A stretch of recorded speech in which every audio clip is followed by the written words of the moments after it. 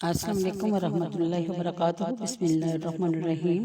آج ترجمہ تفسیر میں پارہ نمبر 6 آیت سورہ المائدہ کی آیت نمبر 150۔ شأن نزول قلبی کا قول ہے کہ جب رسول کریم صلی اللہ علیہ وسلم کا مؤذن نماز کے لیے اذان کہتا اور مسلمان اٹھتے تو یہود ہنستے اور مذاق اڑاتے۔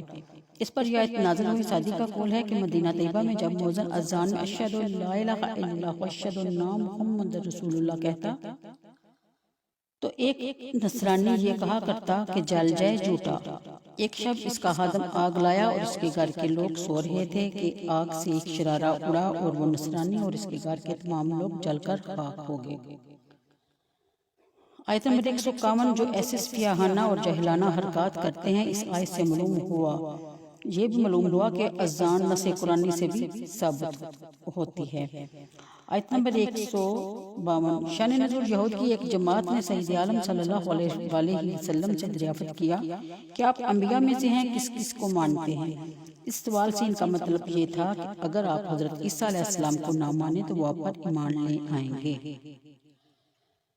لیکن حضور صلی اللہ علیہ وسلم نے جواب میں فرمایا کہ میں اللہ پر ایمان رکھتا ہوں جو اس نے ہم پر نازل فرمایا اور جو حضرت ابراہیم، اسماعیل اور اسحاق اور حضرت یعقوب اور اسباط پر نازل فرمایا اور جو حضرت عیسیٰ اور موسیٰ کو دیا گیا یعنی توریت اور انجیل اور جو نبیوں کو ان کے رب کی طرف سے دیا گیا، میں سب کو مانتا ہوں۔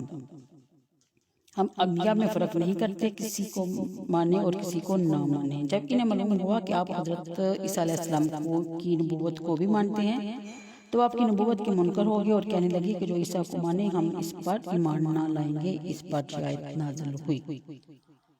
آیت نمبر 153 کہ اس پر حق دین والوں کو تم محض اپنے اناد و دعوت ہی سے برا کہتے ہو اور تم پر اللہ تعالیٰ نے لعنت کی اور غضب فرمایا، جو آیت میں مذکور ہے۔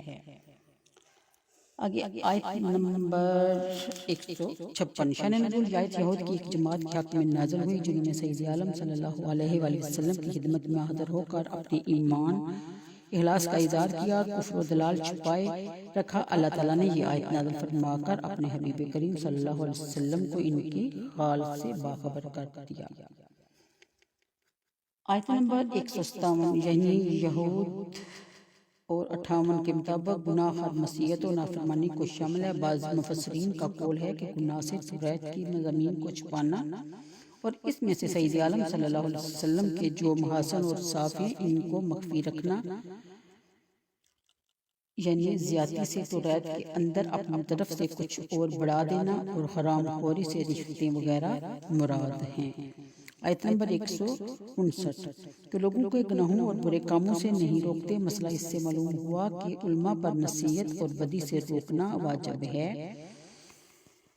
جو شخص بری بات سے منع کرنے کو ترک کرے اور وہ نہی اور منکر سے باز رہے اور وہ بمنزلہ مرتکب گناہ کی ہے، یعنی وہ بھی گناہ کی مترادف ہے۔ آیت نمبر 160 میں ہے یعنی معاذ اللہ وہ بخیل ہے، یعنی کہ شأن نزول حضرت ابن عباس رضی اللہ تعالیٰ عنہما نے فرمایا کہ یہود بہت خوشحال اور نہایت دولت مند تھے۔